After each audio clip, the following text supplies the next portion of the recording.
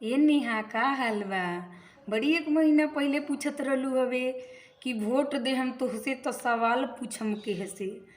ई बात तो ठीक बा कि पब्लिक वोट देला तो सरकारे से सवाल पूछेला। तो अब लो ना पूछ, अब पूछ। बताव तरन बाबा कि यूपी में का बा। लो गायकी बंद कर देलू का। लो सुना, हम सुनावतानी। यूपी में सब बा, यूपी में सब बा। फिर से बुलडोजर सरकार बा, फिर से बुलडोजर सरकार बा। ओ बबनी तोहर का विचार बा, ए बबनी तोहर का विचार बा। फिर से बाबा के ही सरकार बा। बबनी बहुत लगलू तू झूठ के मेला, ए बबनी बहुत लगैलू तू झूठ के मेला।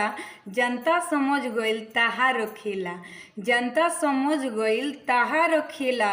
ओ बबनी बताओ तुहार का विचार बा। फिर से बाबा के ही सरकार बा।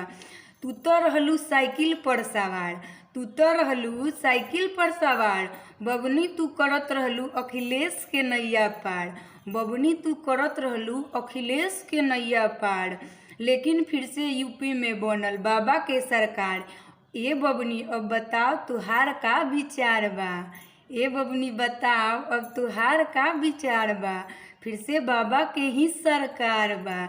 यूपी में लोगवा बहुत समझदार बा, यूपी में लोगवा बहुत समझदार बा। यही से फिर से बाबा के ही सरकार बा, यही से फिर बाबा के ही सरकार बा। ए नेहा चलीना ताहार यूपी में खेला, ए नेहा चलीना ताहार यूपी में खेला।